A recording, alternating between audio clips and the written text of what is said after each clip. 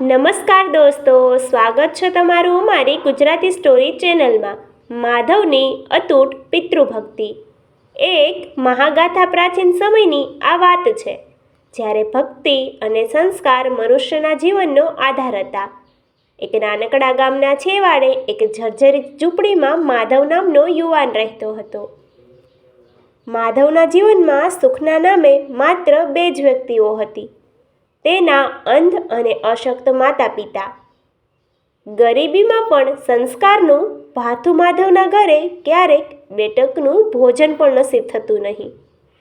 ગામના લોકો માધવને જોઈને કહેતા, માધવ, તારી જુવાની તો આ ડોસા ડોસીની સેવામાં જ જતી રહેશે. તું તારું ઘર ક્યારે વસાવીશ? ત્યારે માધવ અત્યંત નમ્રતાથી જવાબ આપતો, જેમના આશીર્વાદથી મારું અસ્તિત્વ છે, તેમના ચરણો જ મારું સ્વર્ગ છે. મારે બીજા કોઈ સુખની કામના નથી. એક વખત શિયાળાની કડકડતી ઠંડીમાં માધવ પાસે ઓઢવા માટે એક જ જૂની ગોદડી હતી. તેણે પોતે ઠંડીમાં ધ્રુજતા રહીને તે ગોદડી તેના માતા પિતા પર ઓઢાડી દીધી. તેની આ નિસ્વાર્થ ભાવના જોઈને પિતાની આંખમાં આંસુ આવી ગયા. તેમણે ધ્રુજતા હાથે માધવના માથા પર હાથ મૂકીને કહ્યું, બેટા, તે અમને જે સુખ આપ્યું છે, તે તો રાજા મહારાજાઓને પણ નથી મળતું. અંતિમ ઈચ્છા અને કઠિન સંકલ્પ. એક દિવસ સંધ્યાકાળે જ્યારે પક્ષીઓ માળા તરફ વળતા હતા, ત્યારે પિતાએ માધવને પાસે બોલાવીને કહ્યું, બેટા, હવે અમારી કાયા સાથ નથી આપતી. રાત્રે સપનામાં મને બદ્રીનાથ અને જગન્નાથપુરીના દર્શન થાય છે. જો મરતા પહેલાં અમે આ પવિત્ર ધામની ધૂળ માથે ચડાવી શકીએ તો અમારો જન્મો જન્મનો ફેરો ટળી જાય. માધવ જાણતો હતો કે તેની પાસે એક ફૂટી પાઈ પણ નથી, પણ તેણે હારી જવાની જગ્યાએ સંકલ્પ કર્યો. તેણે જંગલમાંથી મજબૂત વાંસ કાપ્યા, સૂતળી વણી અને એક સુંદર કાવડ તૈયાર કરી.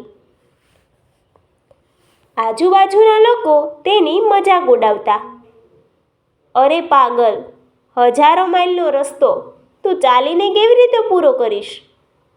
રસ્તામાં હિંસક પ્રાણીઓ અને ડાકુઓ હશે. પણ માધવને માત્ર તેના માતા પિતાની શ્રદ્ધા દેખાતી હતી. યાત્રાનો પ્રારંભ અને કુદરતની કસોટી યાત્રા શરૂ થઈ. માધવે એક પલ્લામાં પિતા અને બીજામાં માતાને બેસાડ્યા. તેના ખંભા પર લોખંડ જેવી પકડ હતી અને મુખમાં રામનું નામનું રટણ હતું. તે કાવડ ઉપાડીને જ્યારે ગામની બહાર નીકળ્યો, ત્યારે પવન પણ જાણે તેને સાથ આપવા લાગ્યો. રસ્તામાં અનેક મુસીબતો આવી. ક્યારેક ભયંકર વરસાદમાં તેને કોઈ ઝાડ નીચે આખી રાત ઊભા રહીને કાવડને પલળતી બચાવવી પડતી. તેના પગમાં કાંટા વાગ્યા. રસ્તામાં પથરાઓથી તેના તળિયા લોહીલુહાણ થઈ ગયા. પણ માધવ ક્યારેય કણસ્યો નહીં. તે હંમેશા ગીતો ગાતો, માતૃદેવો ભવ, પિતૃદેવો ભવ. એક પ્રસંગ એવો આવ્યો કે માધવ 3 દિવસ સુધી ભૂખ્યો રહ્યો, કારણ કે રસ્તામાં જે થોડું અન્ન મળ્યું હતું તે તેને તેના માતા પિતાને જમાડી દીધું હતું. ત્રીજા દિવસે જ્યારે તેની આંખે અંધારા આવ્યા, ત્યારે અચાનક એક અજાણ્યો મુસાફર આવ્યો અને તેને મીઠા ફળ આપીને અદૃશ્ય થઈ ગયો.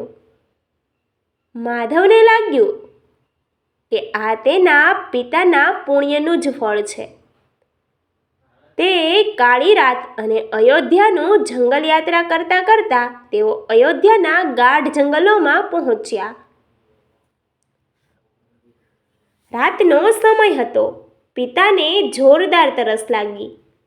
માધવે કાવડ જમીન પર મૂકી અને કહ્યું, બાપુ, તમે ચિંતા ન કરો, હું જમણા જ સરયુ નદીનું શીતળ જળ લઈને આવું છું. માધવ અંધારામાં નદી કિનારે પહોંચ્યો. બીજી તરફ રાજા દશરથ શબ્દવેણી બાણ ચલાવવામાં નિપુણ હતા. તેમણે અવાજ સાંભળ્યો કે જાણે કોઈ હરણ પાણી પી રહ્યું છે.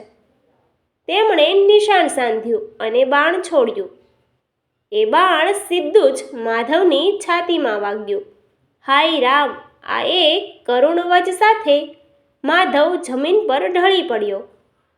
રાજા દશરથ જ્યારે દોડતા દોડતા ત્યાં પહોંચ્યા ત્યારે એક નિર્દોષ મુખ જોઈને તેઓ સ્તબ્ધ ગયા. માધવે લોહીની ઉલટી કરતા કહ્યું, રાજન, મારું મૃત્યુ તો ઠીક છે, પણ મારા તરસ્યા માતા પિતા વડના ઝાડ નીચે મારી રાહ જુએ છે. આ પાણી તેમને પહોંચાડી દેજો, પણ સત્ય છુપાવજો, નહીંતર તેઓ આઘાતમાં મરી જશે. વિલાપ અને ચમત્કાર. જ્યારે દશરથ રાજા પાણી લઈને વૃદ્ધ દંપતી પાસે પહોંચ્યા ત્યારે અવાજ પરથી જ માતા સમજી ગઈ કે આ તેનો માધવ નથી. જ્યારે રાજાએ બધી વાત કરી ત્યારે આખા જંગલમાં શોક છવાઈ ગયો. માતા પિતાએ કહ્યું, જે પુત્રએ અમારા માટે પોતાનું યૌવન હોમી દીધું તે વિના આ જીવન નકામું છે. તેમણે ત્યાં જ પ્રાણ ત્યાગવાનો સંકલ્પ કર્યો. એ જ ક્ષણે આકાશમાંથી પુષ્પવૃષ્ટિ થઈ.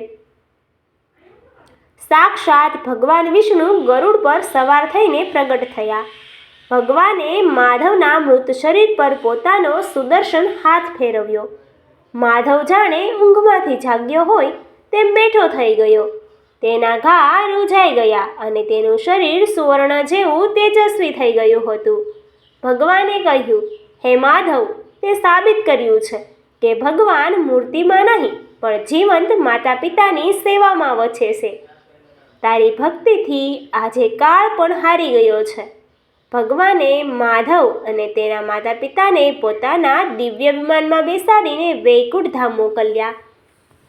ઉપસાર. આ વાર્તા આપણને સમજાવે છે કે જે સંતાન તેના માતા પિતાને માન આપે છે તેને જગતમાં કોઈ દેવ પાસે જવાની જરૂર નથી. દેવ પોતે તેની પાસે ચાલીને આવે છે. માધવની આ કથા યુગો સુધી સંતોને પિતૃભક્તિનો પાઠ ભણાવતી રહેશે. Thank you.